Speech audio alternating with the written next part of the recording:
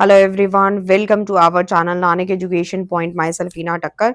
और आज जो है हम क्वेश्चन बैंक लेकर आए हैं, यानी most most most important questions हैं जो कि आप जून में पेपर देने जा रहे हो या फिर दिसंबर में। तो आपकी ये most most most important question आपके एग्जाम में डेफिनेटली दिखाई देंगे। सो कंपनी लॉ की रिक्वेस्ट बहुत ज़्यादा थी और बहुत सारे बच्चे मुझसे बोल रहे थे कि मैम कंपनी लॉ के ऊपर वीडियो बना दो, तो मैं ये कंपनी लॉ का वीडियो लेकर आई हूँ। सो आपके लिमिटेड क्वेश्चंस रहेंगे, इसके अंदर कौन कौन से क्वेश्चंस करने हैं और कौन से नहीं करने हैं। तो यहाँ पर जो है 20th जो क्वेश्चन है वो आप छोड़ देंगे, यानी कि वो उनके लिए जो अच्छे मार्क्स लाना चाहते हैं, बट जो पास होना चाहते हैं वो इनमें से ये जो यहाँ पे 14-15 क्वेश्चन है, इनमें से कोई 5 to 7 क्वेश्चन अच्छे से कर लेना, तो आराम से पास हो जाओगे। ज़्यादा क्वेश्चन करने की ज़रूरत नहीं होती।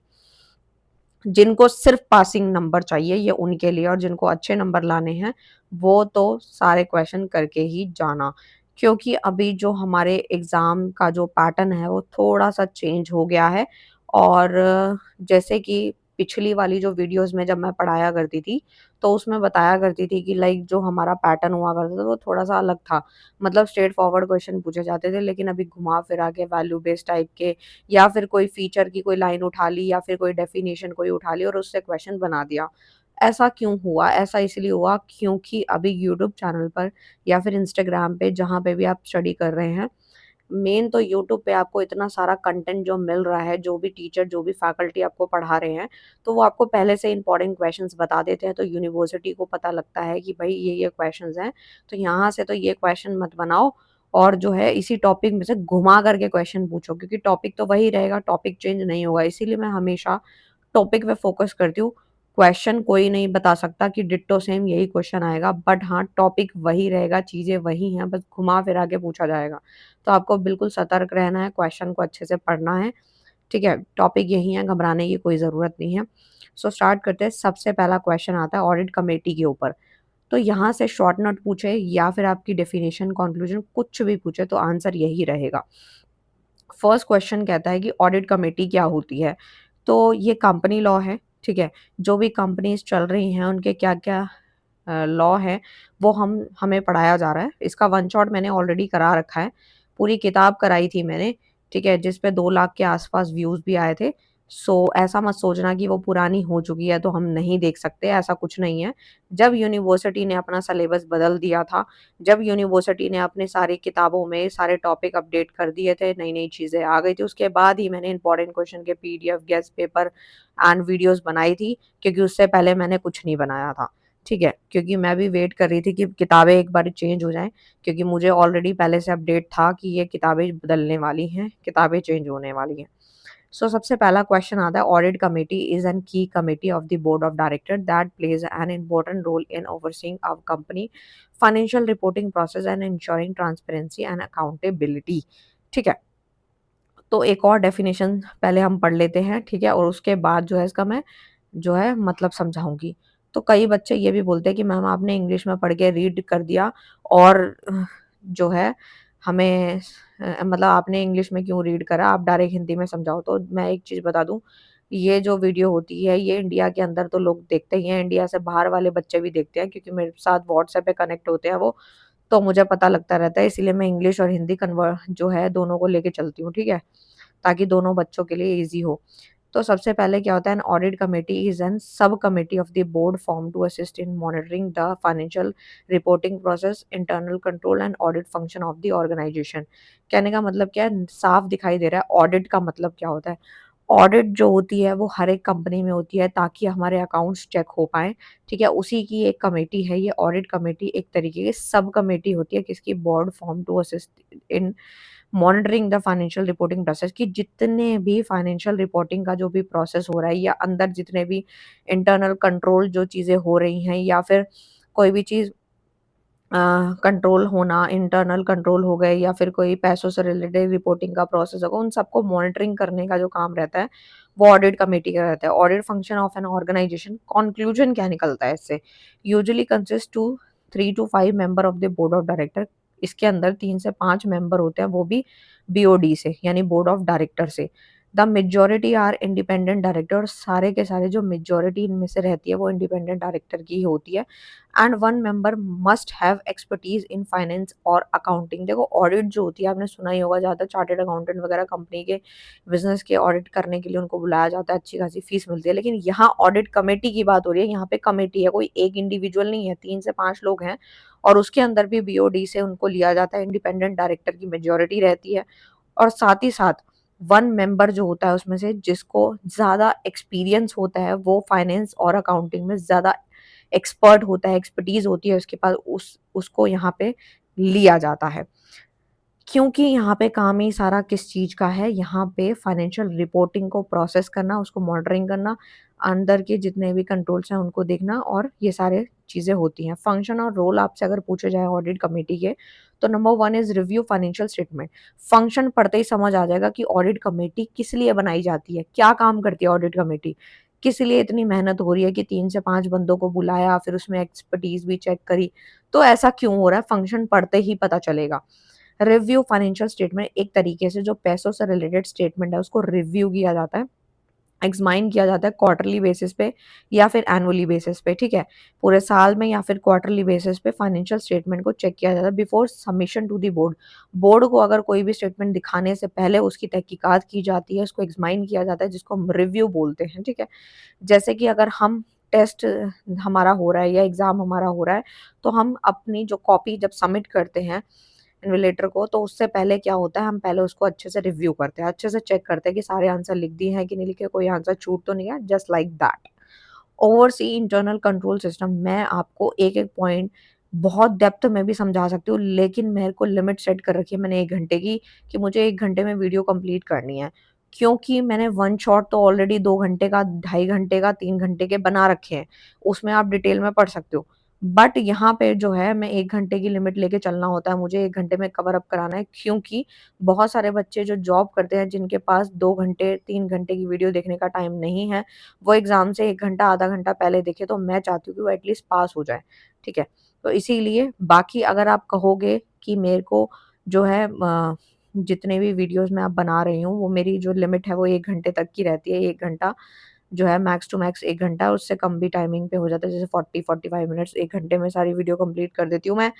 और ऐसा नहीं है कि जल्दी-जल्दी हो जाता है, समझा रही हूँ मैं आप लोगों को।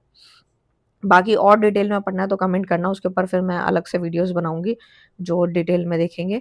तो ओवरसी इंटरनल कंट्रोल सिस्टम होता है कि एक तरीके से इंश्योर करता है एडिक्वेसी को, इफेक्टिवनेस ऑफ इंटरनल कंट्रोल, कि जितने भी अंदर के कंपनी के इंटरनल कंट्रोल हैं, उसमें इफेक्टिवनेस आती है, क्योंकि यहाँ पर जो है ऑडिट कमेटी जो है उसकी एडिक्वेसी को इंश्योर करती है। साथ ही साथ supervise audit activity, monitor internal external audit process दोनों होते हैं, यानी सुपरवाइज़ किया जाता है, देख-रेख की जाती है।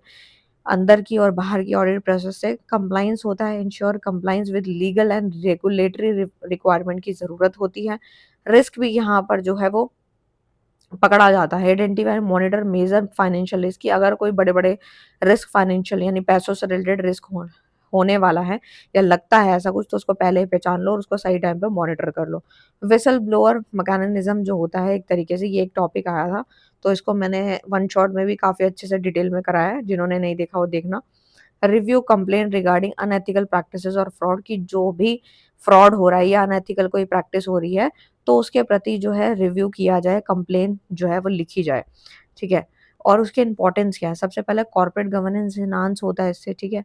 ट्रांसपेरेंसी बढ़ती है, क्योंकि हर एक चीज़ की जब तहकीकात होती है, अगर हम भी अपने घर की भी बात करें, तो अगर मान लो कि जब कोई भी, जैसे पेरेंट्स हैं, जो बच्चे पेरेंट्स से डरते हैं, तो उनको लगता है कि नहीं भई आज मम्मी ने कॉपी चेक करनी है या आज हमसे कुछ पूछना है, तो हम अवेयर रहते हैं। ट्रांसपेरेंसी तभी आती है जब चीज़ें चेक होती रहती है। फाइनेंशियल रिपोर्ट में क्रेडिबिलिटी होती है, और इससे हम फ्रॉड को पकड़ सकते हैं, मिसमैनेजमेंट को पकड़ सकते हैं। Shareholder and stakeholder का जो इंटरेस्ट है वो भी प्रोटेक्ट रहता है इससे, ठीक है। लेट्स सपोज़ यहाँ एक एग्ज़ाम्पल लिया गया, under the companies act 2013 India and SEBI regulation 2015, listed company are required to form an audit committee, की एक तरीके से यहाँ एग्जांपल दिया गया है सेबी रेगुलेशन का और कंपनीज एक्ट 2013 का, जो कि लिस्टेड कंपनी जो है उनको ज़रूरत होती है to form an audit committee. ऐसा नहीं है कि हमने जो है अपनी मर्जी चलानी है हमें, यहाँ पे वही सिखाया जा रहा है, कंपनी लॉ ही है, यानी कंपनी के जो भी लॉ हैं वो हमें मानने पड़ेंगे। अगर ऑडिट होगी तो होगी, ऑडिट कमेटी बनेगी तो बनेगी, ये सारी चीज़ें। इसके कुछ फ़ायदे हैं, वही ट्रांसपेरेंसी का होना, कॉर्पोरेट गवर्नेंस एनहांस होना, यही जो ऊपर मैंने पढ़ाए थे। बुराइयाँ थोड़ी-सी अलग हैं, वो देख लेते हैं। जैसे कि मैनेजमेंट इन्फॉर्मेशन पे हम लोग डिपेंड हो जाते हैं, जैसे committee rely on data provided by management which may not always be accurate. ज़रूरी नहीं है कि जो भी कमिटी जो है रिलाई करती है, डेटा प्रोवाइड करती है मैनेजमेंट को, वो सही ही हो, ठीक है? ये भी बुराई हो सकती है नहीं, हो सकती है।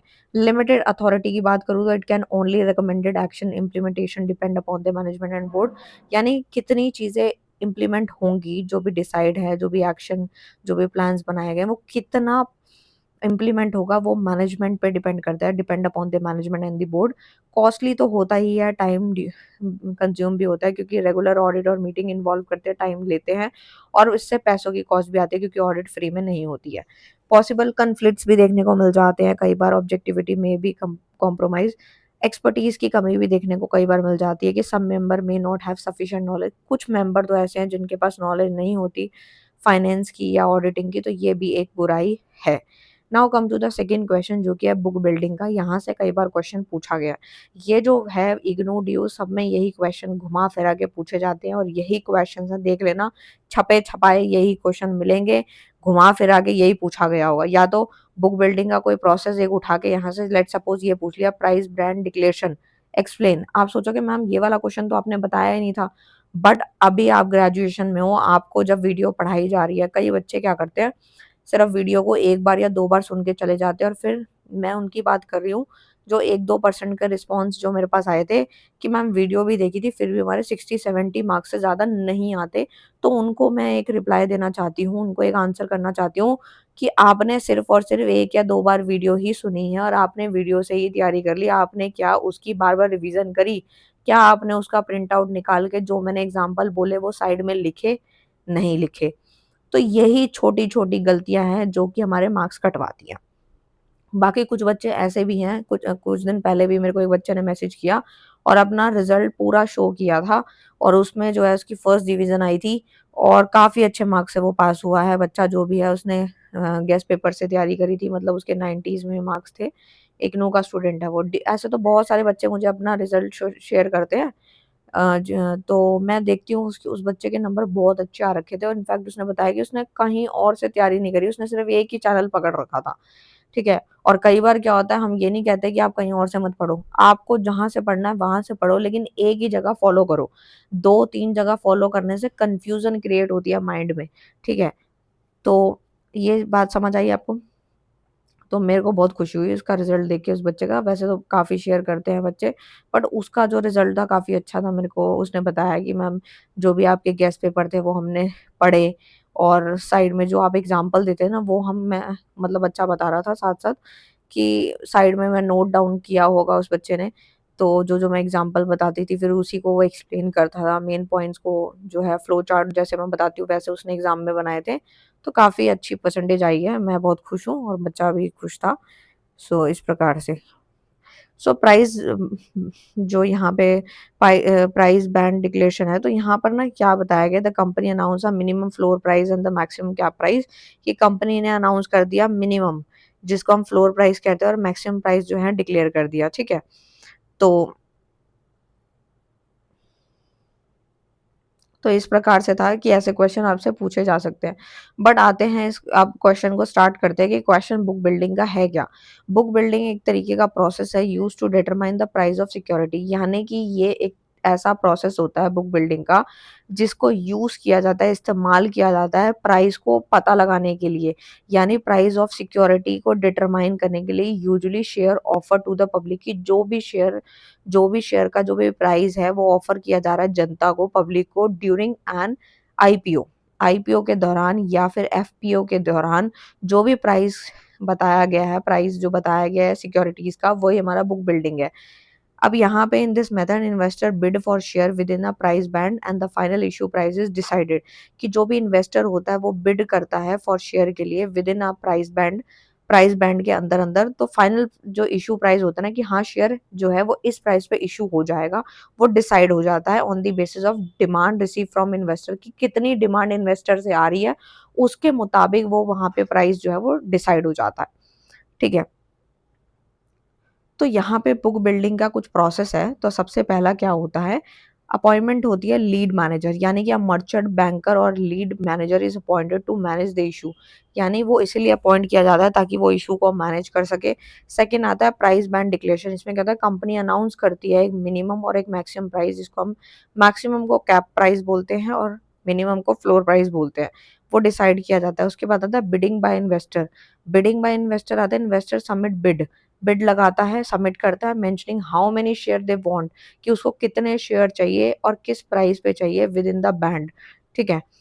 तो नेक्स्ट आता है book creation. All bids are recorded to create a book. ये जितनी भी बिड होती हैं उन सबको खाते में रिकॉर्ड कर लिया जाता है। Book showing demand at different price level, और वही जो बुक होता है वही शो करती है डिमांड। डिमांड के मुताबिक डिफरेंट प्राइस लेवल दिखाई देते हैं। नेक्स्ट आता है प्राइस की डिस्कवरी, यानी द फाइनल इश्यू प्राइस, जो कट ऑफ प्राइस होता है वो डिटरमाइन कर दिया जाता है इन्वेस्टर की डिमांड में कि कितनी इन्वेस्टर की डिमांड है, उसके मुताबिक एक कट ऑफ प्राइस निकाल दिया जाता है और उसके बाद शेयर अलॉट कर दिए जाते हैं, यानी कि अलॉटमेंट होता है। ये काफ़ी तो अकाउंट्स बेस है, जिनको मतलब कॉर्पोरेट अकाउंट जो है ना अच्छे से आता है ना, तो कंपनी लोग अच्छे से समझ आती है। ठीक है? क्योंकि वहाँ पे काफ़ी सारी चीज़ें पढ़ी हैं। तो अलॉटमेंट क्या होता है? तो share are allotted to investor at the cut price and refund are the made to unallotted share. ये तो हमने पढ़ा ही है कि जब फाइनल कट ऑफ प्राइस आ जाती है, डिसाइड हो ही जाता है कि प्राइस इतना रखा गया है, मान लो लेट्स सपोज शेयर का प्राइस ₹100 है या जिस भी प्रकार से है, तो अलॉटमेंट हो जाती है। Share are allot to investor, investor को अलॉट हो जाते हैं कट ऑफ प्राइस पे, और जिनको मिलना होता है वो मिल जाता है, जिनको नहीं मिलना होता उनका पैसा रिफंड कर दिया जाता है, वापस कर दिया जाता है। तो बुक बिल्डिंग का यहाँ पे कुछ फ़ायदे हैं, मेरिट्स हैं, जैसे कि फेयर प्राइस डिस्कवरी होती है, क्योंकि प्राइस जो होता है वो बेस्ड होता है रियल मार्केट की डिमांड पे। कोई यहाँ पे प्री डिटरमाइन नहीं है कि मन में आया सोच लिया, ऐसा नहीं है। पूरा स्टेप फॉलो करने के बाद ही कट ऑफ प्राइस डिसाइड होता है शेयर्स का। ठीक है? ट्रांसपेरेंसी रहती है, यानी the process is open and transparent with public disclosure of demand level, और यहाँ पे साफ दिखाई देता है कि जो पब्लिक का डिस्क्लोजर है डिमांड के लेवल के मुताबिक ही यहाँ पे सारी चीजें हो रही हैं। कैपिटल लोग रेस करते हैं, यानी कि कंपनी रेस करती है fund effectively from institution and real investor. Retail के जो इन्वेस्टर है वो आगे पैसा लगाते हैं और यहाँ पे कैपिटल जो है रेस करने को मौका मिल जाता है कंपनी को। इन्वेस्टर का कॉन्फिडेंस यहाँ बिल्ड होता है। ठीक है? ट्रस्ट बनता है। ठीक है? अंडर प्राइसिंग और ओवर प्राइसिंग भी रिड्यूस होती है, क्योंकि यहाँ पे हर चीज़ बैलेंस्ड है और फेयर वैल्यूएशन ऑफ शेयर होता है। इसकी बुराई क्या है? कॉम्प्लेक्स प्रोसेस होता है, क्योंकि इसमें कई मल्टीपल स्टेप होते हैं, making it difficult for small investor to understand, कि जो छोटे जो इन्वेस्टर होते हैं, जो ज़्यादा अमाउंट नहीं लगा सकते, उनको ये प्रोसेस समझने में डिफ़िकल्टी आती है। ठीक है? तो ये इसकी एक बुराई है। नेक्स्ट जो आता है वो था high cost, merchant banker fees and marketing expenses increase the cost of issue. इसकी जो कॉस्ट होती है काफ़ी हाई होती है। नेक्स्ट आता है फेवर लार्ज इन्वेस्टर, यानी जो institution investor often dominate bidding limited retail participation, यानी कि जब रिटेल वाले लोगों को इसका प्रोसेस समझ ही नहीं आएगा तो क्या ही बिडिंग करेंगे वो। ठीक है? और ना ही उनको कोई ये पार्टिसिपेशन में मौका मिलेगा। मार्केट के फ्लक्चुएशंस होते हैं, जैसे प्राइस में be affected by the short term market, और रिस्क ऑफ पुअर सब्सक्रिप्शन, यानी if demand is low the issue में बी फेल और अंडर प्राइस, यानी अगर डिमांड कम होती है तो जो इशू किया जाता है शेयर वो फेल भी हो जाता है और अंडर प्राइस भी हो जाता है। नेक्स्ट आता है बुक बिल्डिंग के, यहाँ कुछ फीचर्स हैं वही सारे लिख सकते हो जो ऊपर पढ़ाए थे। नेक्स्ट जो आता है बुक बिल्डिंग के इम्पोर्टेंस जो है वो यहीं से बनेंगे। ट्रांसपेरेंसी और ये सब, ओवर प्राइसिंग सेम ही है। नेक्स्ट जो आता है वो आता है आपका डेफिनेशन ऑफ कंपनी। कंपनी क्या होती है? तो कंपनी ना एक तरीके से legal person created by law होती है, having a separate legal entity, perpetual succession and common seal. It is formed to carry on business for profit and can own property, enter into contracts, you and be sued in it own name। यानी कि यहाँ पे company की छोटी सी definition दे रखी है। ठीक है? जो हमने समझी कि कंपनी जो है वो एक आर्टिफिशियल लीगल पर्सन है, वो एक्चुअल में कोई लीगल मतलब एक्चुअल में कोई इंसान नहीं है, बस एक आर्टिफिशियल है। आर्टिफिशियल लीगल पर्सन है जो कि कानून के द्वारा क्रिएट करी गई है और इसकी जो लीगल एंटिटी होती है बहुत सेपरेट होती है, परपेचुअल सक्सेशन होता है, कॉमन सील होती है और ये इसीलिए फॉर्म की जाती है बिजनेस फॉर प्रॉफिट के लिए और इसकी खुद की प्रॉपर्टी होती है और इसमें लोग जो है आके कॉन्ट्रैक्ट करते हैं और जिनके साथ धोखा वोखा होता है तो वो सारी चीज़ें यहाँ पे लॉ के अंदर बताई गई हैं। टाइप ऑफ कंपनीज में आता है on the basis of incorporation. Chartered company होती है, स्टैट्यूटरी कंपनी होती है, रजिस्टर्ड होती है। तो सबसे पहले जैसे अगर हम ओल्ड ब्रिटिश कंपनी की बात करें तो वो होती है चार्टर्ड कंपनी का एग्जाम्पल है, जैसे establish bye royal charter. Statutory company में आता है जैसे LIC, RBI हो गया, ये स्पेशल एक्ट ऑफ पार्लियामेंट के अंदर क्रिएट करी गई है, इसीलिए इसको स्टैट्यूटरी कंपनी हम बोलते हैं। नेक्स्ट आता है रजिस्टर्ड कंपनी। रजिस्टर्ड कंपनी में आता है registered under the companies act 2013 की जो भी कंपनी रजिस्टर्ड करी गई थी अकॉर्डिंग टू द 2013, तो वो सब आता है उसमें। फिर आता है on the basis of liability. Liability के बेसिस पे 3 होती हैं, limited by share, limited by guarantee, unlimited company. तो लिमिटेड बाय शेयर का मतलब है liability of member is limited, मतलब जितने भी मेंबर्स हैं उनकी जो लाइबिलिटी रहने वाली है वो लिमिटेड रहने वाली है, अनलिमिटेड नहीं है। To the unpaid value of the share, ठीक है, लिमिटेड है कि अगर कुछ मतलब लॉस हो जाता है तो मेंबर को नहीं पकड़ा जाएगा, ठीक है, वो लिमिटेड है। लिमिटेड बाय गारंटी में आता है liability is limited to the amount they agree to contribute in the case of winding up, कि पहले से ही डिसाइड हो जाएगा कि कितने अमाउंट पे लाइबिलिटी लिमिटेड होगी और अगर वो चीज़ नहीं होती तो उन्हें वो वहाँ पे कोई कंट्रीब्यूशन करना होगा या नहीं, वो पहले से डिसाइडेड है। अनलिमिटेड कंपनी में आता है मेंबर हैव अनलिमिटेड लायबिलिटी और यहाँ पर जो लायबिलिटी रहेगी वो अनलिमिटेड होगी। फिर आता है on the basis of ownership. Ownership के बेसिस पे एक होती है प्राइवेट, एक होती है पब्लिक, एक होती है OPC। प्राइवेट में तो आपको पता है मिनिमम मेंबर 2 होते हैं, मैक्सिमम 200 होते हैं। Can not invite public to buy share, यहाँ पर हम जनता को नहीं बुलाते, नहीं न्योता देते कि आगे हमारी कंपनी के शेयर्स खरीदो। दूसरा था पब्लिक कंपनी जो कि मिनिमम 7 मेंबर होते हैं, कैन इनवाइट पब्लिक, और यहाँ पे हम जनता को बुला सकते हैं कि आके आप हमारी कंपनी के शेयर बाय कर सकते हैं, सब्सक्राइब टू शेयर कर सकते हो। OPC में आता है सिंगल मेंबर कंपनी होती है जो कि कंपनीज एक्ट 2013 के अकॉर्डिंग बताई गई है। फिर आता है on the basis of control. Holding company क्या होते हैं, has control over another company, और यहाँ पे क्या होता है सब्सिडियरी कंपनी में क्या होता है कंट्रोल बाय अनदर कंपनी, ये है। उसके बाद आता है इसके फीचर्स, तो मैंने डेफिनेशन में ही बता दिए थे कि भाई देखो, इनकॉर्पोरेटेड बॉडी यानी कि formed under the companies act through registration, की कोई भी कंपनी ऐसे हमने रात को सोचा कि हम कंपनी बना लेते हैं, ऐसा नहीं होता, उसके लिए प्रॉपर एक स्टेप होता है, रजिस्ट्रेशन कराना पड़ता है। उसके बाद है सेपरेट लीगल एंटिटी, ये मेंबर से बिल्कुल अलग है, सेपरेट है। परपेचुअल सक्सेशन में आता है company continue even member change और डाई, अगर मेंबर बदल जाए या मर जाए तो भी कंपनी जो है चलती रहेगी, ठीक है। तो इसका एग्जांपल ये भी हो सकता है, काफी सारे हो सकते हैं। लिमिटेड लायबिलिटी में आता है member liability is limited to the share capital, ये तो मैंने आपको अभी अच्छे से पढ़ाया कि लायबिलिटी लिमिटेड है। ट्रांसफरेबिलिटी ऑफ शेयर की बात करूँ तो share can be easily transfer in public company. Public की जो भी कंपनीज होती हैं जिसमें हमें जो है हम शेयर बाय कर सकते हैं, जो मैंने अभी बताया वो पब्लिक कंपनीज होती हैं, तो उसमें क्या होता है शेयर जो है इजीली ट्रांसफर हो सकते हैं। कॉमन सील में क्या होता है act as the official signature of the company, जो भी ऑफिशियल सिग्नेचर होते हैं कंपनीज के वो यहाँ पे आता है और ये ऑप्शनल नाउ है। आर्टिफिशियल लीगल पर्सन मैंने बताया क्रिएटेड बाय लॉ होती है और enter into contract through human agent के द्वारा यहाँ कॉन्ट्रैक्ट हो सकता है, ये सब है।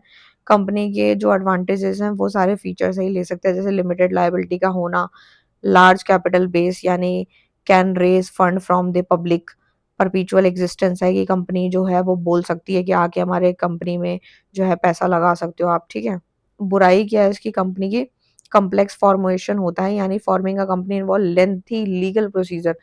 मैंने अभी बताया कि कंपनी कोई भी रातों रात सोचे कि मैं बना लूँ तो नहीं हो सकता, उसका लीगल प्रोसेस होता है, रजिस्ट्रेशन होता है, डॉक्यूमेंटेशन होता है, ये सारे प्रोसेस करने पड़ते हैं। हाई कॉस्ट लगती है यानी legal registration compliance cost higher compare to sole proprietor और पार्टनरशिप। लैक ऑफ सीक्रेसी यहाँ पे आता है company must publish financial statement and report, business secrets are not easily maintain, ठीक है, यहाँ पे सीक्रेसी की कमी रहती है। सेपरेशन ऑफ ओनरशिप और कंट्रोल, यानी कि ओनर और जो डायरेक्टर है, यानी जो शेयर होल्डर है वो तो हो गया हमारा मालिक, और जो डायरेक्टर है वो manager are different which can lead to conflict of interest, और उनके बीच में कन्फ्लिक्ट्स भी हो सकते हैं। नाउ कम टू द जो हमारा फोर्थ क्वेश्चन है वो है एमओए और एओए के ऊपर। एमओए होता है मेमोरेंडम ऑफ एसोसिएशन और एओए होता है आर्टिकल ऑफ एसोसिएशन। तो एमओए में क्या आता है, it is the charter document of the company that define it's scope and objective. ये एक तरीके का चार्टर डॉक्यूमेंट होता है कंपनी का, जो कि डिफाइन करता है कंपनी के उद्देश्य और उसके स्कोप क्या है। इसका पर्पस क्या होता है एमओए का, specify the objective and power of the company. Company की कितनी पावर है ना वो बताता है। स्टेटस की बात करूँ तो ये एक प्राइमरी डॉक्यूमेंट है, company can not be registered without it. बिना इसके एमओए के कंपनी रजिस्टर्ड हो ही नहीं सकती। ठीक है, मैंडेटरी है हर एक कंपनी के लिए। इसमें क्या क्या आता है, नेम क्लॉज आता है, रजिस्टर ऑफिस क्लॉज आता है, ऑब्जेक्ट क्लॉज आता है, लाइबिलिटी क्लॉज आता है, कैपिटल क्लॉज, एसोसिएशन क्लॉज, सब चीजें आती हैं इसके अंदर। और ये एक तरीके से it define the relationship between the company and the outside world, की कंपनी और बाहरी का जो आउटसाइड वर्ल्ड का जो रिलेशनशिप है आपस का, वो बताता है एमओए। ठीक है, और ये आप पॉइंट लिख सकते हैं। एओए होता है आर्टिकल ऑफ एसोसिएशन। इसमें क्या आता है, it contain the rule and regulation for the internal management of the company. Company के जो भी रूल्स हैं, रेगुलेशन है, कहाँ के, इंटरनल मैनेजमेंट के, कि जो भी चीजें इंटरनली मैनेज हो रही हैं कंपनी के अंदर, उनके क्या क्या रूल्स है, रेगुलेशन है, वो एओए बताता है। दोनों ही इंपॉर्टेंट है कंपनी के लिए।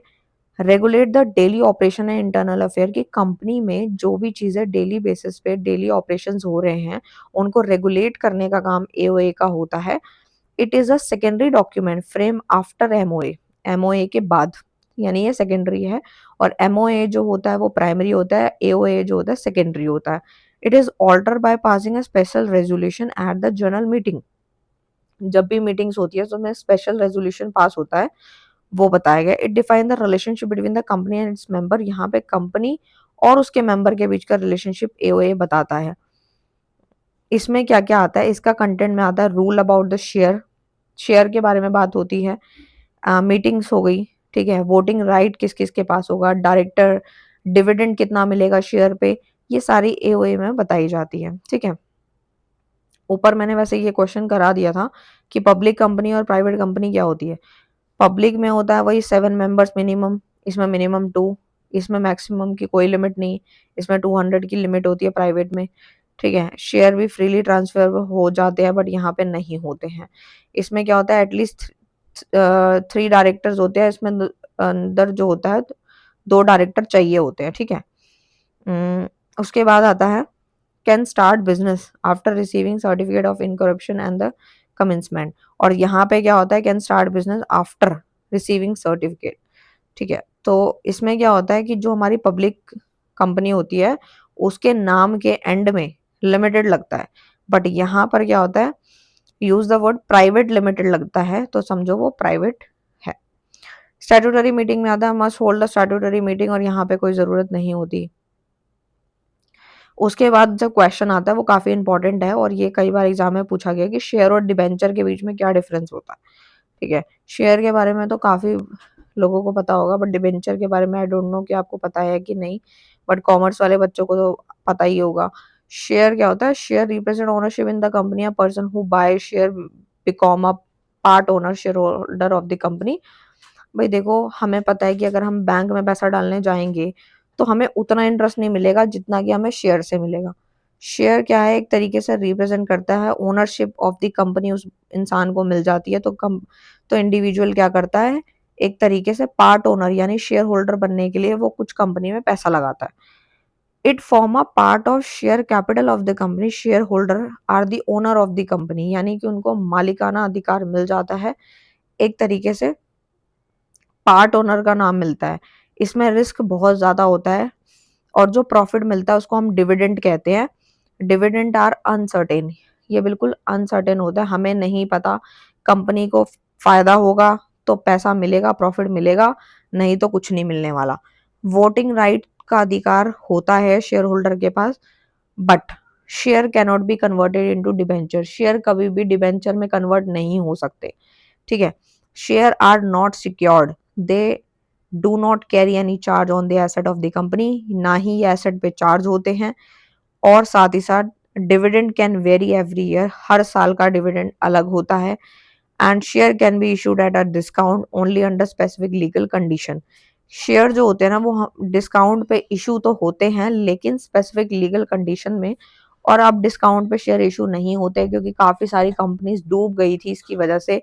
जब उन्होंने अपने शेयर को डिस्काउंट पे इशू किया था तो कंपनी को लॉस हो गया था, तब से ये नहीं होता। और यहाँ पे कुछ एग्जांपल है इक्विटी शेयर और प्रेफरेंस शेयर का।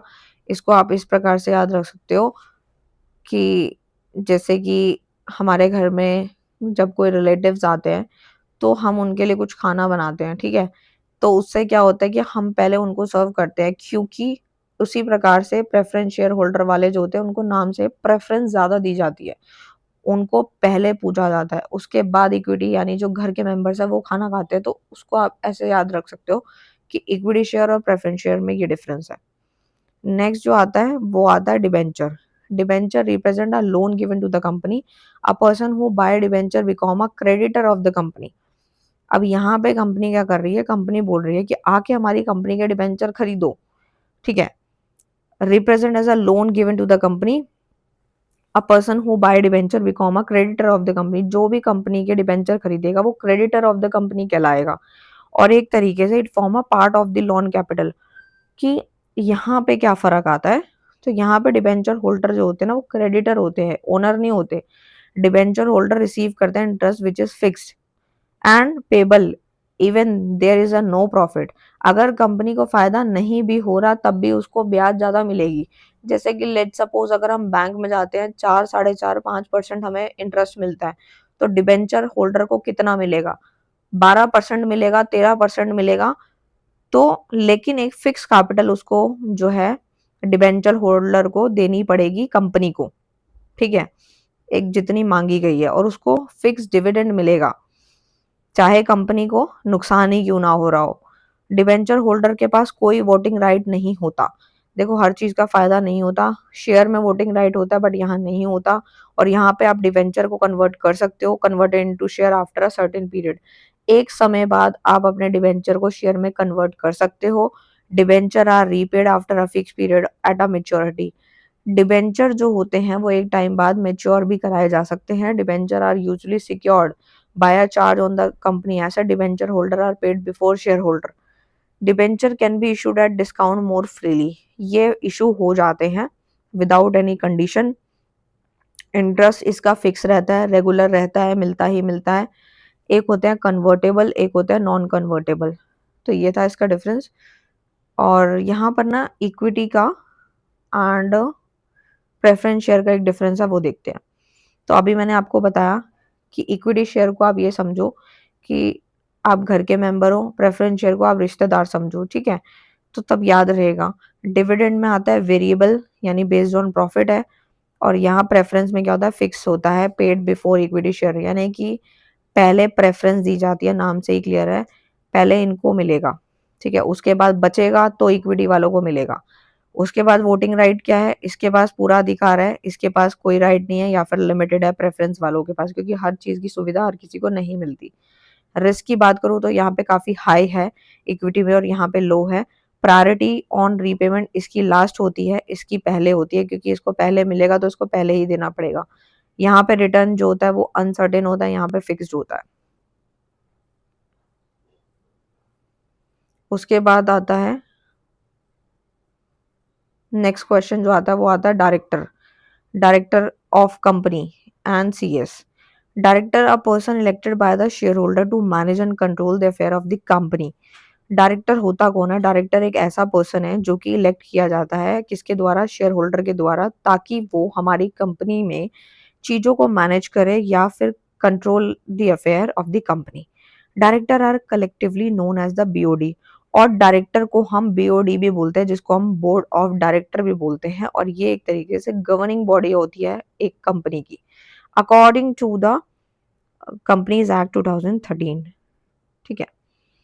तो यहाँ पे ये तो मैंने अभी आपको पढ़ा ही दिया, मिनिमम मेंबर्स वाला ऊपर पढ़ाया था। यहाँ पर आता है कई टाइप के डायरेक्टर्स होते हैं, जैसे कि मैनेजिंग डायरेक्टर। मैनेजिंग डायरेक्टर में आता है has substantial power of the management, oversee daily operation देखने का काम मैनेजिंग डायरेक्टर का होता है, जिसे हम एमडी बोलते हैं। होल टाइम डायरेक्टर यानी कि वो अपना फुल टाइम डिवोट करता है कंपनी को मैनेज करने के लिए। इंडिपेंडेंट डायरेक्टर में होता है नॉट रिलेटेड टू प्रमोटर और management, insured fairness and transparency. जो भी हमारी कंपनी के अंदर फेयरनेस होती है या ट्रांसपेरेंसी होनी चाहिए, वो सारी चीज़ें मैनेज करने का काम इंडिपेंडेंट डायरेक्टर का होता है। नॉमिनी डायरेक्टर होता है जो कि फाइनेंशियल इंस्टीट्यूशन के द्वारा अपॉइंट किया जाता है, जैसे कि bank, government, to represent the interest. उनका अपना इंटरेस्ट रिप्रेजेंट करने के लिए एक नॉमिनी डायरेक्टर बनाया जाता है। एडिशनल डायरेक्टर कौन होता है? Appointed by the board. ये जो होता है वो बोर्ड के द्वारा अपॉइंट किया जाता है, ताकि जो हमारी टेम्परेरी वैकेंसी है अंटिल द नेक्स्ट एजीएम, जो हमारी मीटिंग्स होती हैं, उसको फिल करने के लिए एडिशनल डायरेक्टर एक्स्ट्रा रखा जाता है। अल्टरनेट डायरेक्टर होता है act in the place of another director. ये एक तरीके से अनदर डायरेक्टर की जगह पे एक्ट करता है अगर वो एब्सेंस है तो। If the main director is abroad. एक होती है women director. Certain listed public company must have at least one women director होनी ही चाहिए। ये भी हमारा कंपनीज एक्ट में बताया गया है। डायरेक्टर के कुछ पावर हैं। सबसे पहली पावर है कंपनी के अफेयर्स को कंट्रोल करना, मैनेज करना, मैनेजर को अपॉइंट करना, ऑफिसर्स को, एम्प्लॉय को, शेयर को इशू करना, डिबेंचर को इशू करना, ये सब काम जो है डायरेक्टर का है। मनी को बोरो करना, इन्वेस्ट करना, डिविडेंड कितना देना है, ये सारे काम होते हैं। ड्यूटीज ऑफ डायरेक्टर क्या है? सबसे पहला, act in a good faith for the benefit of the company. Company के बेनिफिट के लिए जो है वो गुड फेथ में एक्ट करता है। कन्फ्लिक्ट ऑफ इंटरेस्ट को अवॉइड करना, केयर, स्किल, डिलीजेंस एक्सरसाइज करना, बोर्ड मीटिंग रेगुलरली अटेंड करना, ये भी डायरेक्टर की एक ड्यूटी है। ठीक है। लाइबिलिटी में आता है आपका liable for miss use of power. अगर कोई मिस यूज कर रहा है पावर की तो उसके लिए वो लाइबल है। Personally liable for fraudulent acts. ठीक है। नेक्स्ट जो आता है, वैसे तो आप ये डिफरेंस भी कर सकते हो डायरेक्टर और ये सीएस का, ये काफ़ी इजी रहेगा। तो डायरेक्टर तो मैंने अभी पढ़ा दिया। सीएस देखते हैं, यानी कंपनी सेक्रेटरी देखते हैं। कंपनी सेक्रेटरी जो होता है वो एक तरीके से अपॉइंटेड ऑफिसर होता है ऑफ द कंपनी।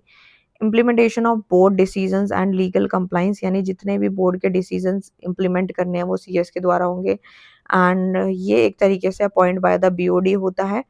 एंड इसके पास कोई राइट्स नहीं होते हैं, बट इसके पास होते हैं। एक मिनट, ये शेयर होल्डर के द्वारा अपॉइंट किया जाता है।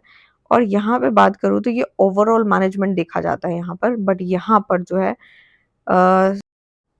सो हम लोगों ने जो है यहाँ तक कंप्लीट कर लिया है। सो अब जो आते हैं वो आते हैं नेक्स्ट क्वेश्चन की तरफ, जो कि आता है रेजोल्यूशन का। रेजोल्यूशन क्या होता है? एक तरीके से फॉर्मल डिसीजन होता है जो कि टेकन बाय द मेंबर और director of the company. Company के डायरेक्टर या मेंबर जो होते हैं उनके द्वारा जो है वो एक फॉर्मल डिसीजन जो लिया जाता है at a properly convince meeting, जिसे हम कहते हैं, उसको हम रेजोल्यूशन कहते हैं। It represent the collective will of the company as express by the majority vote. In simple words में अगर बात करें कि रेजोल्यूशन होता क्या है, तो रेजोल्यूशन ना एक तरीके का जो है वो रिटन रिकॉर्ड होता है of a decision pass in a company meeting. की कंपनी की जो मीटिंग हुई है उसमें जो भी डिसीजन पास किया गया है उसको एक रिटन खाते में रिकॉर्ड किया जा रहा है, रिटन रिकॉर्ड किया जा रहा है, उसी को हम रेजोल्यूशन कहते हैं। ठीक है। According to the companies act 2013, a resolution is a decision or approval of the member or director passed in a duly convinced meeting by the required majority। यहाँ पे बोला गया है कि जो रेजोल्यूशन होता है एक तरीके का डिसीजन होता है। डिसीजन जो लिया गया है, कोई अप्रूवल है, अप्रूवल ऑफ द, किसका अप्रूवल? मेंबर या डायरेक्टर, जो कि पास किया गया है कन्विंस मीटिंग के अंदर, उसको हम रेजोल्यूशन बोलेंगे। और रेजोल्यूशन की जरूरत होती क्यों है? नीड क्या है? तो सबसे पहला आता है to record the decision of the company officially, कि कोई भी चीज़ ऑफिशियली अगर उसको रिकॉर्ड करना है, यानी जो कंपनी के भी जो भी डिसीजंस लिए गए हैं ऑफिशियली उसको खाते में रिकॉर्ड करना ही रेजोल्यूशन होता है। मेन मकसद उसका रेजोल्यूशन का इसीलिए होता है to comply with the legal requirement of the companies act, और इसके अंदर लीगल रिक्वायरमेंट भी जो आते हैं कंपनीज एक्ट के वो सब यहाँ पे होते हैं। ऑथराइज एक्शन लाइक शेयर का इशू होना, डायरेक्टर का अपॉइंट होना, या फिर अप्रूविंग अकाउंट, ये सारी चीज़ें रेजोल्यूशन की नीड में ही आती हैं। टाइप की बात करूँ तो ऑर्डिनरी रेजोल्यूशन होता है सबसे पहले। उसमें क्या होता है, ordinary resolution is one that is pass by a simple majority के द्वारा ये पास किया जाता है।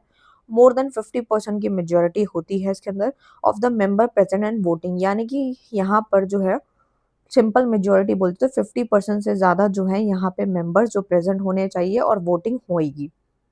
फॉर एग्जाम्पल डायरेक्टर का अपॉइंट होना, डिविडेंड का डिक्लेरेशन होना, एंड फाइनेंशियल स्टेटमेंट का अडॉप्शन होना, कि फाइनेंशियल स्टेटमेंट कौन कौन से अडॉप्ट होंगे एंड डिविडेंड क्या क्या डिक्लेयर होगा, कितना कितना डिविडेंड शेयर्स पे मिलेगा, वो ऑर्डिनरी रेजोल्यूशन में होता है। डायरेक्टर कौन कौन से अपॉइंट होंगे एंड इसके फीचर्स क्या आता है, ये एनुअल जर्नल मीटिंग में या फिर ऑर्डिनल मीटिंग में पास किया जाता है। रेजोल्यूशन और सिंपल मेजॉरिटी रिक्वायर्ड होती है। Most general business decision are made through ordinary resolution, कि जितने भी जनरल बिजनेस के डिसीजंस होते हैं वो सारे मेड यहीं पे किए जाते हैं, ऑर्डिनरी रेजोल्यूशन में किया जाता है। एक आता है स्पेशल वाला, ठीक है, ठीक है, तो मैं डिटेल में ही करा रही हूँ आप लोगों को, वैसे तो डिफरेंस भी आप लोग कर सकते हो। स्पेशल रेजोल्यूशन में आता है, special resolution is pass when at least 3/4 of the member present, यानी कि 75% अगर मेंबर अवेलेबल है, प्रेजेंट है, तो ही ये पास किया जाता है।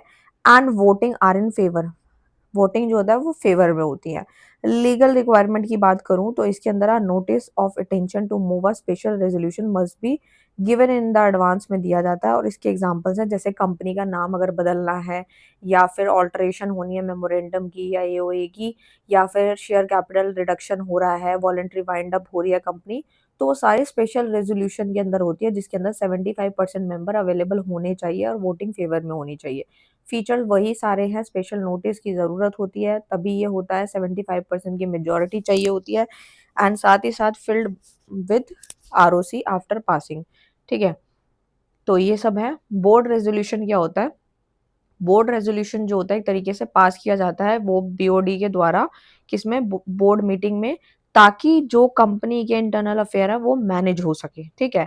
अब बहुत सारी चीजें होती है कंपनी में, ऐसा नहीं है कि बहुत कम चीजें होती है, बहुत सारी चीजें होती है, तो बांट रखी है कि कौन सी चीजें ऑर्डिनरी रेजोल्यूशन के पास होने से होंगी, कौन सी स्पेशल रेजोल्यूशन के पास होने से होंगी, और जो ये वाली है, कौन सी वाली है आपकी, बोर्ड रेजोल्यूशन, उसमें एग्जाम्पल आता है जैसे कि बैंक अकाउंट का खुलना, एनुअल अकाउंट अप्रूव होना, या और साथ में ऑडिटर को अगर अपॉइंट करना है, सेक्रेटरी को अपॉइंट करना है, मैनेजर को बुलाना है, फंड बोरो करना है, तो वो सारे किस में आते हैं, बोर्ड रेजोल्यूशन के पास होने से होती है। और फीचर क्या है, पास बाय द डायरेक्टर होता है, शेयर होल्डर से नहीं होता, और ये सारे इंटरनल एंड एडमिनिस्ट्रेटिव मैटर्स को लिया जाता है इसके अंदर, ठीक है। और डिफरेंस उनके लिए जो शॉर्ट में पढ़ेंगे, ठीक है, बाकी मैंने ऊपर आपको अच्छे से समझा दिया, और जो कंक्लूजन है, समरी है, वो उनके लिए जो बहुत ज़्यादा ही शॉर्ट में पढ़ेंगे। नेक्स्ट जो आता है वो आता है चेयरमैन क्या होता है, ठीक है। तो मैं यहाँ समझाती हूँ आपको चेयरमैन क्या होता है।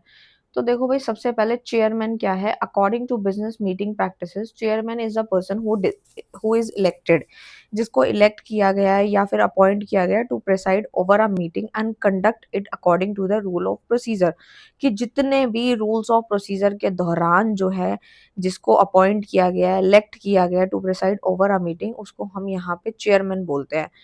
अपॉइंटमेंट ऑफ चेयरमैन, चेयरमैन को क्यों अपॉइंट किया जाता है, तो देखो भाई, एओए जो होता है generally specify how the chairman is to be appointed, कि किस लिए जो है उसको यहाँ अपॉइंट किया गया है, अगर मेंशन नहीं है तो मेंबर प्रेजेंट होंगे मीटिंग के अंदर जो कि इलेक्ट करेंगे चेयरमैन को बाय शो ऑफ हैंड, ठीक है। बोर्ड मीटिंग जो है वो बताती है board of director usually elect one of themselves as the chairman, ठीक है, कि बोर्ड ऑफ डायरेक्टर जो होते हैं यूजुअली इलेक्ट करते हैं one of themselves as the chairman. Good chairman किसे बोलते हैं, उसके अंदर क्या अच्छाइयाँ, क्या क्वालिफिकेशन होनी चाहिए, तो सबसे पहले तो यही है, सबसे पहला पॉइंट आता है इम्पेरिटी का, treat all the member equally and Fairlie, जितने भी मेंबर हैं उनको इक्वली ट्रीट किया जाए और फेयरली ट्रीट किया जाए, किसी में भेदभाव ना हो। गुड कम्युनिकेशन स्किल उस चेयरमैन के पास होनी चाहिए ताकि वो जो भी डिस्कशन करे वो क्लियरली सबको समझ आए, मेंबर्स को समझ आए और समराइज वे में डिस्कशन हो। नॉलेज अच्छी होनी चाहिए उसके पास, चेयरमैन के पास ही good knowledge about the company law, company के लॉज उसको अच्छे से पता हो, मीटिंग के प्रोसीजर्स हो गए, लीडरशिप होनी चाहिए, guide and control the meeting effectively, कि मीटिंग को अच्छे से कंट्रोल करे, गाइड करे, पेशेंस एंड डिसिप्लिन उसके अंदर होना चाहिए। ठीक है, यहाँ पे जो आता है वो आता है duties of the chairman before the meeting, meeting से पहले उसकी क्या जिम्मेदारी है और मीटिंग के दौरान उसकी क्या चेयरमैन की ड्यूटीज हैं।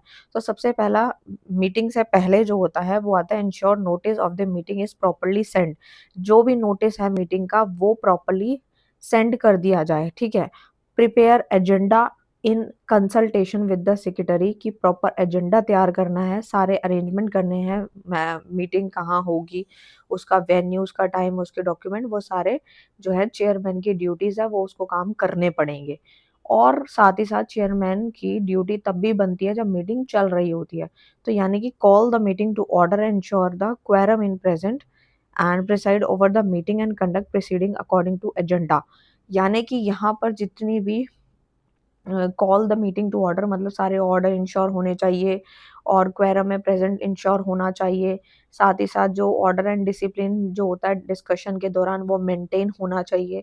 Give member an opportunity to speak और रिलेवेंट मैटर, और साथ ही साथ मीटिंग के दौरान चेयरमैन की ये भी ड्यूटी है कि वो मेंबर को अलाउ करे, उसके पास अपॉर्चुनिटी होनी चाहिए कि वो बोल सके रिलेवेंट मैटर्स पे। ठीक है, अनरिलेवेंट मैटर पे नहीं, रिलेवेंट मैटर्स पे।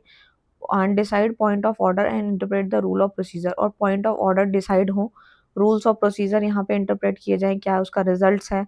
Put resolution to vote and announce the result, और साथ ही साथ जो है यहाँ पे रिजल्ट भी अनाउंस होगा। Sign minutes of the meeting after confirmation, ये सारी चीज़ें हैं। और मीटिंग के बाद भी कुछ उसके ड्यूटीज़ हैं। सबसे पहला तो यही है, ensure all the resolution pass are properly, resolution pass होने चाहिए और रिकॉर्ड होनी चाहिए मिनट बुक में। मिनट बुक में हर एक चीज़ रिकॉर्ड होती है, वो तो आपने पढ़ी रखी होगी। फिर फॉलो अप इम्प्लीमेंटेशन है कि जो भी डिसीजन ली गई है उसको फॉलो अप करें एंड साइन डॉक्यूमेंट, और उसके बाद जो है साइन हो जाए ऑथराइज्ड बाय द मीटिंग। ठीक है, तो ये सब है। उसके बाद पावर की बात करें तो पावर में आता है कि ऑर्डर एंड डिसिप्लिन को वो मेंटेन करे। ठीक है, मीटिंग के दौरान power to adjourn the meeting if necessary, power to decide who may speak and for how long, कितनी देर वो बोल सकता है, कौन बोल सकता है, ये सारी चीज़ें भी चेयरमैन के हाथ में होती हैं, उसकी पावर। कास्टिंग वोट जो है वो भी होगा एंड रिजल्ट को डिक्लेयर करने की भी पावर चेयरमैन के पास रहती है। बाकी जो राइट्स वगैरह हैं वो सब आपको फीचर में ही पता लग गए होंगे, वही आप लिख सकते हैं। ठीक है, नेक्स्ट जो क्वेश्चन आता है वो आता है सीधा हमारा मेंबर और शेयर होल्डर का। ठीक है, वैसे तो मैं शेयर होल्डर ऊपर आपको काफ़ी अच्छे से पढ़ा चुकी हूँ। ठीक है, वो शेयर के ऊपर था। ठीक है, तो मेंबर और शेयर होल्डर के बीच में क्या अंतर है? तो सबसे पहले देखो मेंबर का मतलब क्या है? A person who name is enter in the register of the member, यानी कि वो बंदा, वो इंसान जिसका नाम एंटर हो चुका है रजिस्टर्ड ऑफ मेंबर्स में, तो उसे हम यहाँ पे क्या बोलते हैं? उसको हम यहाँ बोलते हैं मेंबर। ठीक है, ओनरशिप की बात करूँ तो represent membership of the company यहाँ पे वो कहलाता है। इसका एक एग्ज़ाम्पल समझो तो अच्छे से समझ में आएगा। देखो क्या है? A person who subscribe to the memorandum in a member even before they share allot. ठीक है, तो यानी कि मेंबर की बात करूँ तो यहाँ पे लिखा गया वो पर्सन जो कि सब्सक्राइब कर रहा है टू द मेमोरेंडम को, वो मेंबर है, चाहे उसने जो है इवन बिफोर शेयर अलॉटमेंट से पहले ही उसको यहाँ पर जो है मेंबर बोला गया। लेकिन जो शेयर होल्डर होता है वो एक तरीके से पर्सन है जो कि शेयर खरीदता है किसी भी कंपनी के, उसको हम ओनरशिप का अधिकार भी देते हैं। ठीक है, यहाँ मेंबरशिप होता है तो यहाँ ओनरशिप होती है। और यहाँ पे बात करें हम लोग एग्जाम्पल की, तो वो है a person who buy share, कोई पर्सन जिसने शेयर को खरीदे हैं शेयर स्टॉक मार्केट से, वो शेयर होल्डर है but not yet a member until registered.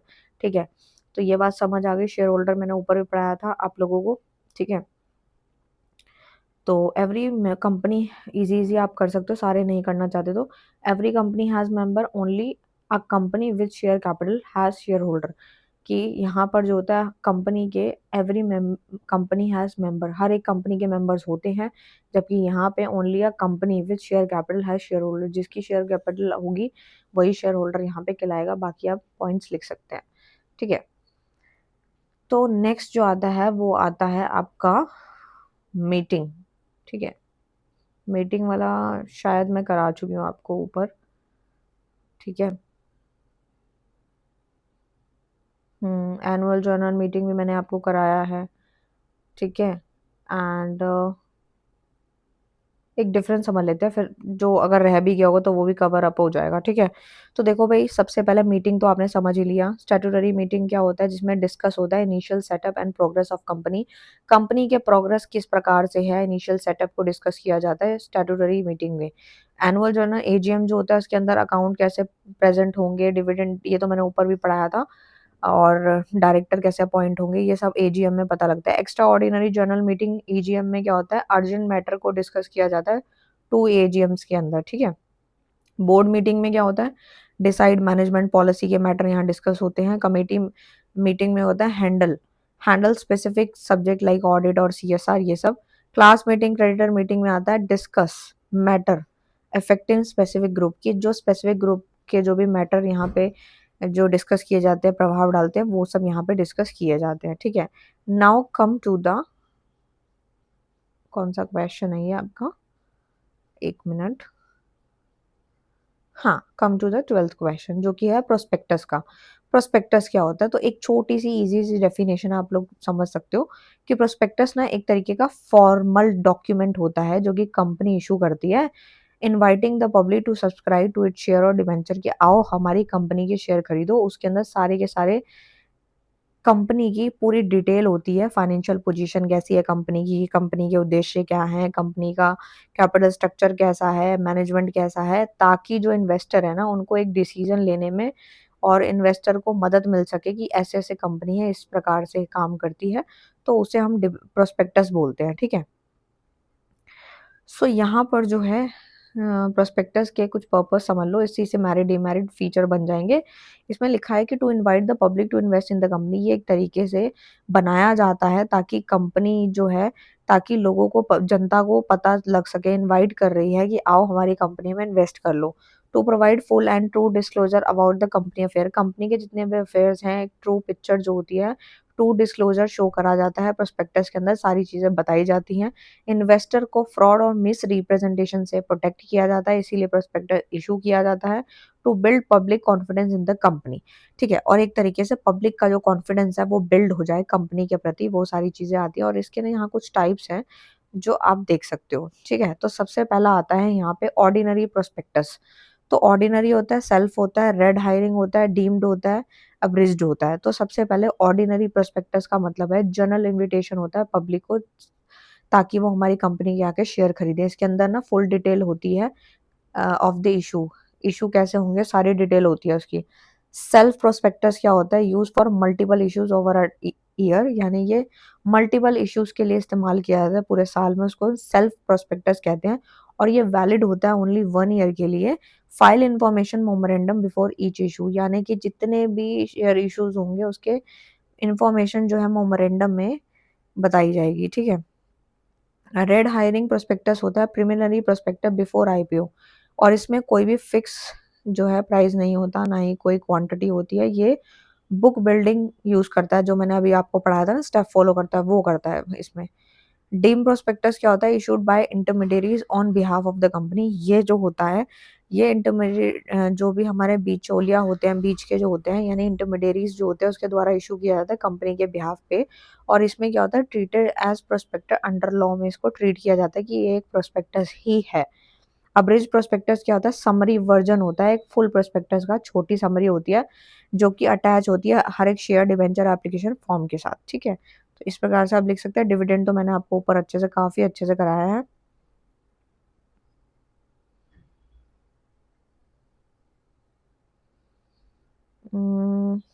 Type समझ लेते हैं, डिविडेंड तो मैंने आपको पढ़ा ही दिया था। डिविडेंड के टाइप समझ लेते हैं, बाकी तो सफिशिएंट है। डिविडेंड के टाइप की अगर मैं बात करूँ, डिविडेंड तो मैंने आपको अभी पढ़ा ही दिया था क्या होता है। Dividend is a portion of a profit that a company distribute to its share holder as a reward for the investment in the company share, की कंपनी में अगर हमने पैसा लगाया है, किसी इंडिविजुअल ने अगर पैसा लगाया, तो उसको बदले में जो रिवॉर्ड मिल रहा है, जो एक्स्ट्रा मनी मिल रही है, उसको हम प्रॉफिट बोलते हैं। एक तरीके से प्रॉफिट होता है और शेयर के टर्म्स में उसको हम डिविडेंड कहते हैं, ठीक है? तो यहाँ पर जो है अ, 2-3 तरह का डिविडेंड होता है। एक होता है इंटरिम डिविडेंड, ठीक है? कॉर्पोरेट वाले बच्चों को काफ़ी अच्छे से आता होगा ये। इंटरिम डिविडेंड का मतलब क्या है? Declared during the financial year before financial account are prepared. ये एक तरीके से डिक्लेयर होता है किसके दौरान? फाइनेंशियल ईयर के दौरान, साथ ही साथ before final account are prepared. लेकिन फाइनल अकाउंट के बनने से पहले ये डिविडेंड डिक्लेयर होता है, उसको हम इंटरिम डिविडेंड कहते हैं। यूजुअली अनाउंस होता है when the company has made goods profit in the first half of the year. First half of the year में ये अनाउंस हो जाता है, declare by the board of director के द्वारा ये अनाउंस होता है, ठीक है? फाइनल डिविडेंड क्या होता है? तो डिक्लेयर होता है ये end of the financial year, ये यहाँ पे end of the financial year होता है और after final account are prepared. जैसे हमारे जो फाइनल अकाउंट होते हैं, ट्रेडिंग पी-एन-एल, बैलेंस शीट, ये सब बनने के बाद ये डिक्लेयर होता है क्योंकि ये एंड में होता है और ये रिकमेंडेड बाय बीओडी होता है, शेयर होल्डर के अप्रूव्ड इन एजीएम के बाद ही ये सब होता है। Once approved it become a debt payable to the share holder. और एक बार ये अप्रूव हो जाता है उसके बाद ये एक तरीके से डेट पेबल होता है, शेयर होल्डर को दे दिया जाता है। स्पेशल डिविडेंड क्या होता है? डिक्लेयर अंडर स्पेशल सर्कमस्टांसेस में ये डिक्लेयर होता है, जैसे कि अनयूजुअली हाई प्रॉफिट है या फिर कोई एसेट बिक जाती है या कंपनी का कोई केस है मर्जर का, तो यहाँ पे वो आता है। ये ना रेगुलरली बेसिस पे यहाँ पे डिक्लेयर नहीं होता, उसको हम स्पेशल डिविडेंड कहते हैं, जो कि नाम से भी क्लियर है। बोनस शेयर क्या होता है? जिसको हम स्टॉक डिविडेंड भी कहते हैं। इसमें क्या होता है? Instead of cash the company issue additional share to existing share holder in proportion to the holding. यानी कि कैश के बजाय कंपनी इश्यू कर देती है एडिशनल शेयर, जो है एग्जिस्टिंग शेयर होल्डर को पकड़ा देती है, उसे हम बोनस शेयर कहते हैं। It does not reduce cash reserve. ये हमारे कैश रिजर्व को घटाता नहीं है, बल्कि नंबर ऑफ शेयर हेल्ड को बढ़ा देता है, ठीक है? इस प्रकार से आप लिख सकते हो। नेक्स्ट जो टॉपिक आता है वो आता है कॉर्पोरेट वेल का, ठीक है? तो देखो भाई, सबसे पहले कॉर्पोरेट वेल का मतलब क्या होता है? कई बार ना यहाँ से क्वेश्चन पूछा गया है। तो कॉर्पोरेट वेल का मतलब अगर समझ गए ना, तो इसमें आप कोई भी एग्जांपल डाल के ना, शॉर्ट नोट या जैसे भी आपसे पूछा गया आप लिख सकते हो। Legal separation between company and its member. यहाँ पे सेपरेशन बताई गई है, कंपनी अलग है और मेंबर अलग है, जिसको हम कॉर्पोरेट वेल भी कहते हैं। और इन्होंने यहाँ समझाया भी है कि corporate veil refers to the legal distinction between a company and its share holder. Company अलग है, शेयर होल्डर अलग है। When a company is incorporated it become a separate legal entity independent from its people who own and manage and control it। ठीक है? तो सबसे पहली बात ही यही है कि जो कॉर्पोरेट वेल का मतलब ये है, एक शील्ड है, एक बैरियर है, जो कि सेपरेट करता है कंपनी की आइडेंटिटी को उसके मेंबर से अलग दिखाता है, कि कंपनी की पहचान अलग है, मेंबर की पहचान अलग है, शेयर होल्डर अलग है, कंपनी अलग है, डायरेक्टर एंड शेयर होल्डर और कंपनी सब अलग अलग है, ठीक है? For example XYZ limited borrow money and fail to repay it, it creditor can sue the company but not the shareholder personally because the company is a separate legal person। ठीक है? तो इस प्रकार से आप एग्जाम्पल लिख दो, जरूरी नहीं है यही लिखना है, ठीक है? और इसका पर्पस ही क्या है? शेयर होल्डर को प्रोटेक्ट करना है, पर्सनल लायबिलिटी से बचाना है, इसलिए कॉर्पोरेट वेल बनाया गया है। लिफ्टिंग द वेल की बात करूँ तो इसमें ignoring the separation to hold real person responsible. When applied कभी अप्लाई होता है, जैसे फ्रॉड का कोई केस हो गया, टैक्स इवेशन हो गया, एनिमी कंट्रोल हो गया, शैम कंपनी हो गया, गवर्नमेंट की इन्वेस्टिगेशन हो गई, तो उसमें कॉर्पोरेट वेल का कॉन्सेप्ट लगाया जाता है। Now come to the next question, जो कि है हमारा doctrine of constructive notice and doctrine of indoor management. तो देखो भाई, सबसे पहले यहाँ पे एक बात समझने वाली है कि डॉक्ट्रिन ऑफ कंस्ट्रक्टिव नोटिस में क्या होता है? Outsider are assume to know company public document MOA and AOA. यानी कि कहने का मतलब ये है, डॉक्ट्रिन ऑफ कंस्ट्रक्टिव नोटिस बोलता है कि जो भी आउटसाइडर हैं आर एज्यूम्ड टू नो, उनको पता होना चाहिए कंपनी पब्लिक के डॉक्यूमेंट जो कि एमओए एओए में आते हैं।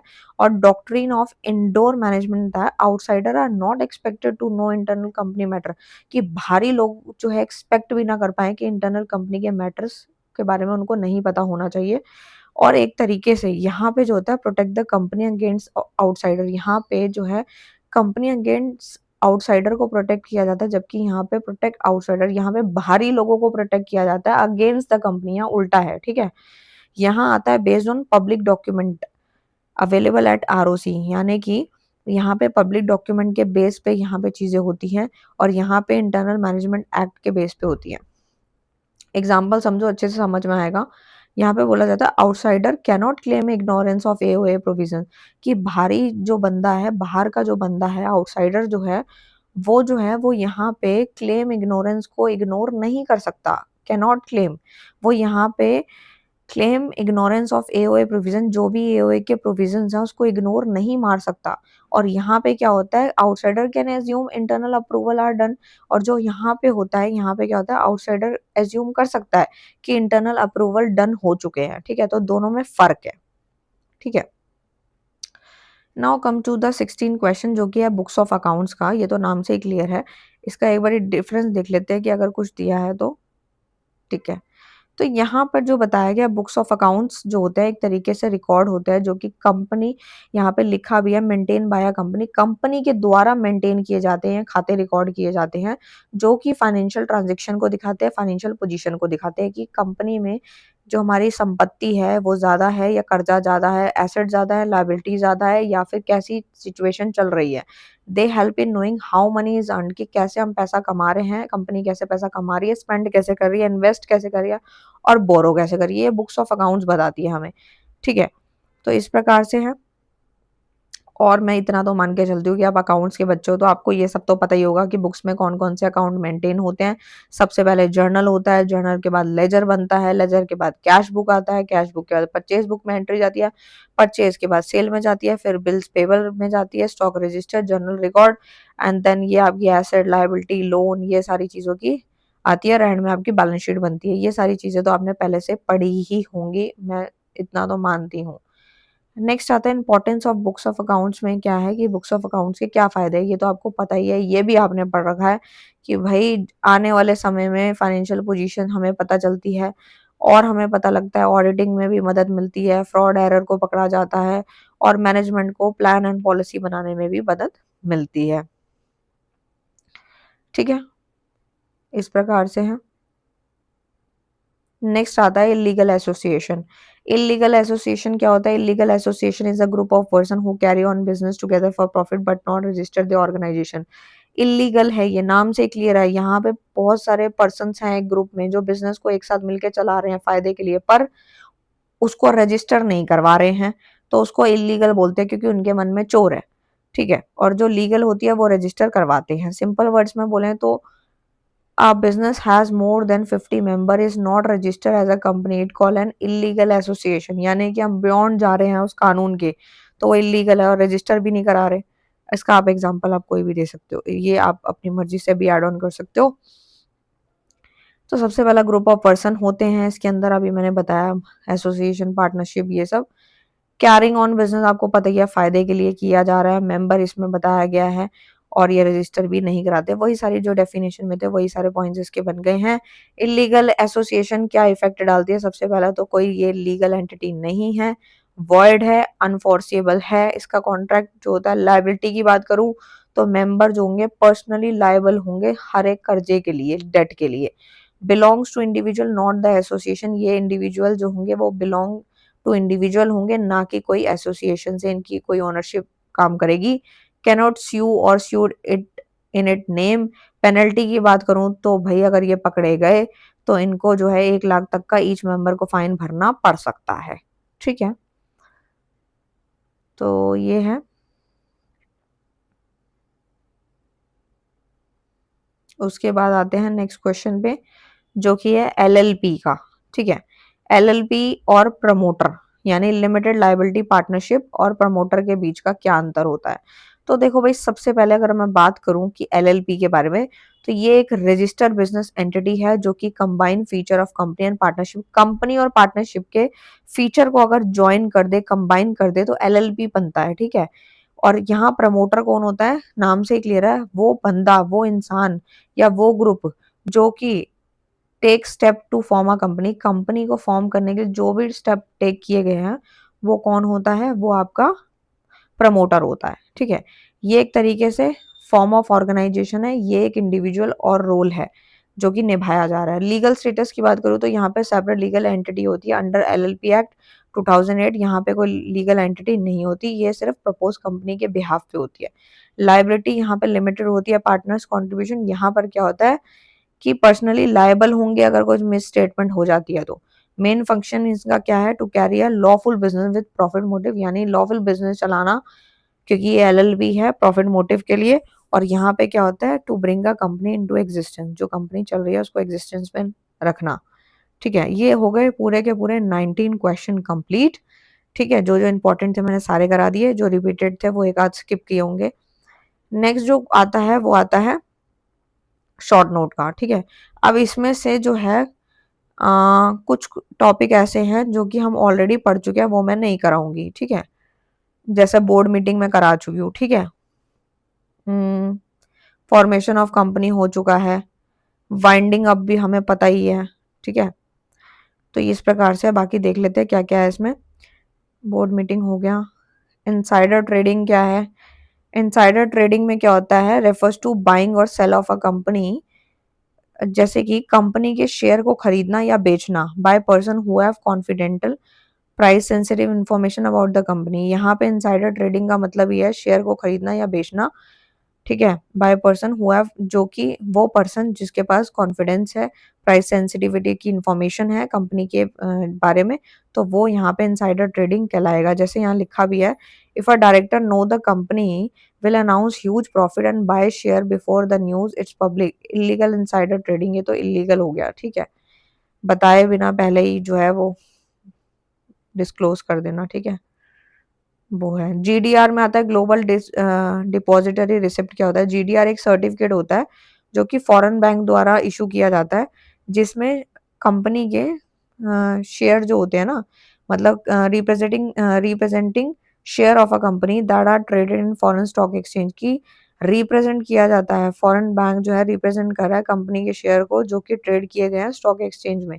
For example, Indian company issue कर रही है जीडीआर, जिसमें वो अपना फंड रेज कर रही है फॉर इंटरनेशनल इन्वेस्टर के लिए, ऑन जैसे कि ऑन द लंदन एंड इस प्रकार से। इससे होता क्या है, तो इससे भाई फॉरेन कैपिटल रेज होती है, में मदद मिलती है, फॉरेन करेंसी ट्रेड हो पाती है, मोस्टली यूएसडी जो होती है। Investor gate dividend in foreign currency, investor को जो डिविडेंड मिलता है ना वो फॉरेन करेंसी के रूप में मिलता है। ठीक है, फॉर्मेशन ऑफ कंपनी तो मैंने बता ही दिया आपको, स्टेप्स बताए थे। ठीक है, क्वेरम जो है वो कई बार पूछ लिया जाता है, ये समझ लो। क्वेरम एक, वैसे अभी ऊपर वर्ड यूज किया था, मैंने बताया भी था, बट फिर बताती हूँ कि क्वेरम का मतलब क्या होता है। Quorum means the minimum number of member required to the present in a meeting, for its to be a validly held. यानी कि होता क्या है, क्वेरम का मतलब है मिनिमम नंबर ऑफ मेंबर ना रिक्वायर्ड होने चाहिए मीटिंग के अंदर। ठीक है, तो उसे हम क्वेरम बोलते हैं, और quorum is equal to 1/3 of the total strength of the two director whichever is higher. यानी कि जो होता है जनरल मीटिंग जो होता है ना, उसमें आता है पब्लिक कंपनी, एक होता है प्राइवेट। तो जो पब्लिक कंपनी होती है उसमें मिनिमम जो होता है 5 मेंबर पर्सनली प्रेजेंट होने चाहिए, और जो प्राइवेट होती है उसमें मिनिमम 2 मेंबर पर्सनली प्रेजेंट होने चाहिए, ये मिनिमम है। ठीक है, तो ये इसमें बताया गया था जनरल मीटिंग के दौरान पब्लिक और प्राइवेट के अलग अलग केसेस थे ये। तो bye back of share and winding up है इसका यहाँ पर, 1 मिनट।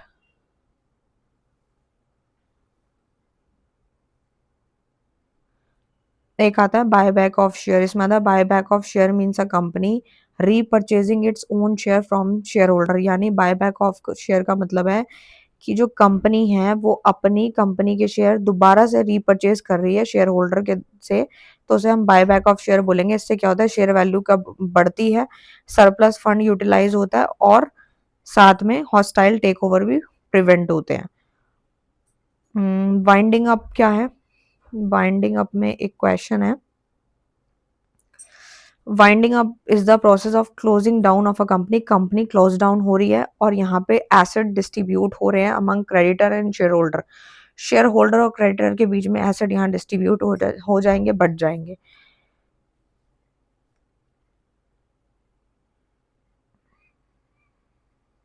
इसमें एक और आता है प्रमोटर, तो ऊपर मैंने आपको पढ़ा ही दिया है।